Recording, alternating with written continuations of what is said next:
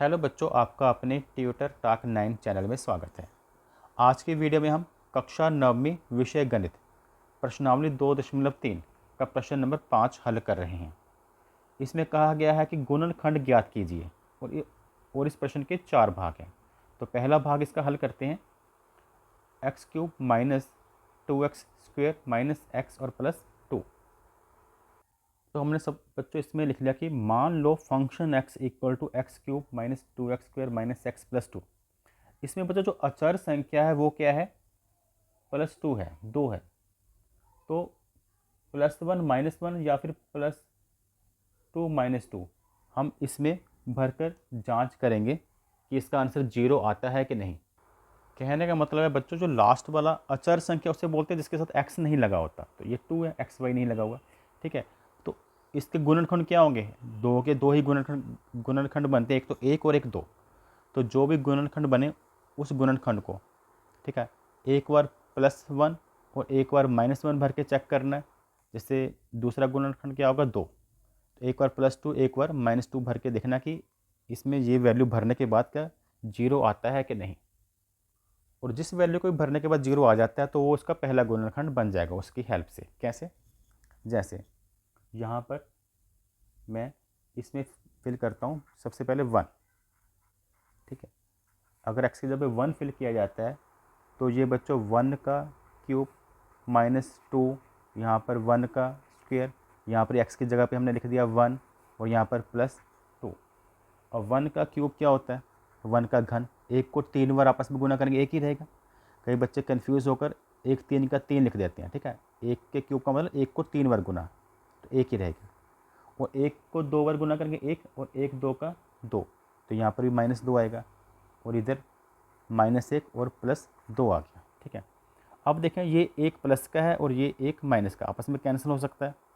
ये एक 2 माइनस का है और ये 2 प्लस का, ये भी कैंसिल। इन सभी नंबर कैंसिल हो रहे हैं, तो इसका आंसर आ रहा है इक्वल टू 0। और अगर इसका आंसर 0 आ गया तो पहला गुणनखंड हमें पता चल गया, वो क्या इसका होगा? x - 1। जो x -1 क्यों लिखा?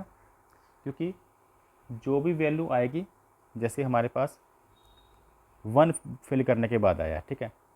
तो 1 फिल करने के बाद क्या आया? 0 आया, तो ये इसकी 0 होगी ना। तो जब 1 को इधर लेकर आते हैं x की तरफ, तो वो x - 1 हो गया। तो इसे इसका गुणनखंड मानेंगे, पहला गुणनखंड। आप क्या करेंगे? इस गुणनखंड के साथ इसको करेंगे डिवाइड।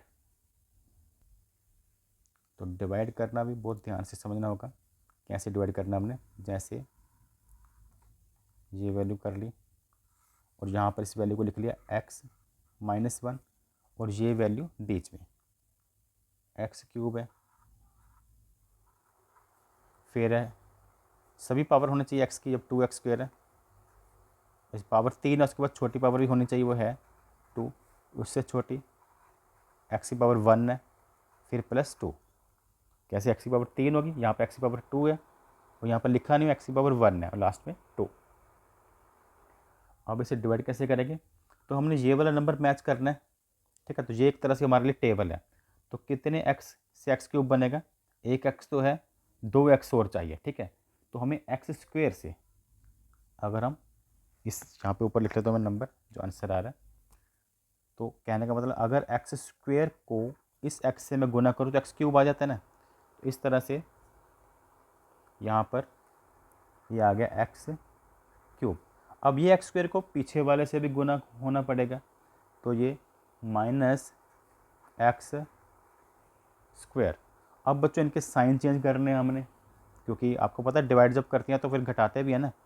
तो इस एक्स क्यूब का साइन माइनस करेंगे और इस ये -x स्क्वेयर है तो प्लस करेंगे, ठीक है। साइन चेंज करने का मतलब ये होता है कि ये वाली जो वैल्यू है ऊपर वाली वैल्यू से घटाई जा रही है। तो ये दोनों वैल्यू सेम है। पहली एक एक्स क्यूब प्लस का है और एक एक्स क्यूब माइनस का, तो ये कैंसिल। और ये 2x स्क्वेयर माइनस का और ये एक्स स्क्वेयर प्लस का, 2 में से 1 के 1 आएगा, 1x स्क्वेयर मतलब, तो एक्स स्क्वेयर आ गया माइनस का, ठीक है। और ऊपर से एक और नंबर उतार लें, बाकी के जो नंबर है -x और +2, ठीक है। तो ये बच्चों ऊपर आपका आंसर बनता जा रहा है। अब हमने देखना कि x को किस से गुना करे कि माइनस एक्स स्क्वेयर आए। तो यहाँ पर कितने x है, 1, यहाँ पर कितने 2, यहाँ पर 1 है, तो एक x इसे और मिल जाए, अगर इसे एक x और मिल जाए, ठीक है, तो ये एक्स स्क्वेयर बन जाएगा। लेकिन हमने माइनस एक्स स्क्वेयर बनाना है, तो फिर इसको माइनस एक्स से गुना करनी पड़ेगी। तो माइनस एक्स को इससे गुना करेंगे तभी माइनस एक्स स्क्वेयर आता है। ठीक, अब वही माइनस एक्स को पीछे वाले -1 से भी गुना होगी, तो माइनस एक्स और -1 दोनों को गुना करें तो क्या आएगा, माइनस से माइनस कैंसिल और ये प्लस एक्स आएगा। ठीक, अब फिर से इनके साइन हम करेंगे चेंज, ये प्लस, माइनस था प्लस, और ये प्लस एक्स को माइनस का साइन देंगे। अब बच्चों यहाँ पर माइनस एक्स स्क्वेयर है और यहाँ पर प्लस एक्स स्क्वेयर, तो दोनों के ऑपोजिट साइन है ना, क्योंकि अब हमने इसका पुराना साइन नहीं देखना। अब हमारे लिए ये एक्स स्क्वेयर कौन सा है, प्लस का है, ऊपर माइनस, तो ये कैंसिल। अब ये भी माइनस एक्स और ये भी माइनस एक्स, तो ये हो गया -2x, और ऊपर से बाकी वैल्यू उतारेंगे 2। ठीक है, अब देखेंगे कि इस x को किससे गुना करे कि ये -2 इसके साथ आ जाए। तो -2 से, सिंपल सी बात है, x को -2 से गुना कर दो। अगर x को मैं -2 से गुना कर देता हूँ तो वो -2x हो जाएगा ना। -2 को x से गुना करो -2x, फिर -2 को -1 से गुना करूँगा, -2 और -1, ये हो जाएगा +2। ठीक है, माइनस से माइनस कैंसिल हो जाएंगे ना। अब इनके भी साइन कैंसिल, तो ये आ गया 0, और हमारा आंसर ये है x square minus x minus 2।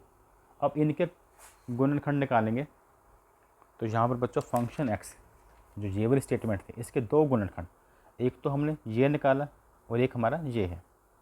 तो इस तरह से अभी तक जो हमारा सम प्रश्न हल हुआ है उसके अनुसार हमारे पास दो गुणनखंड है, एक तो है x-1 और दूसरा है एक्स स्क्वायर माइनस एक्स और -2।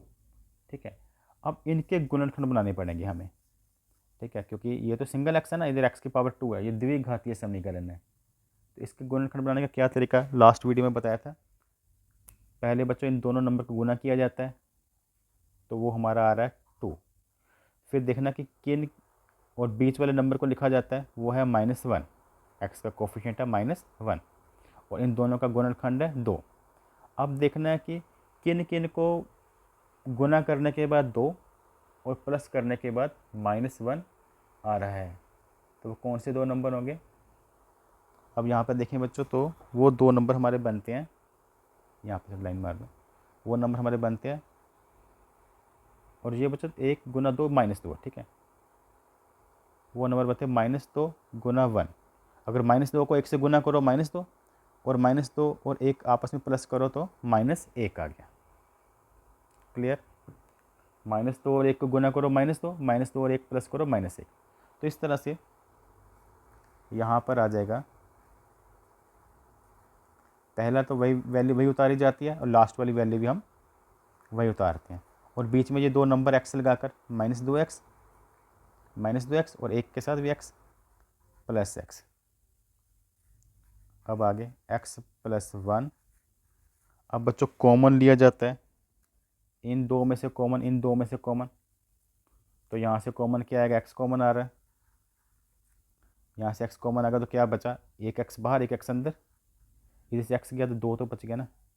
इधर से कुछ भी कॉमन नहीं आ रहा तो 1 लिखते हैं, 1 कॉमन लिया जा सकता है, x - 2।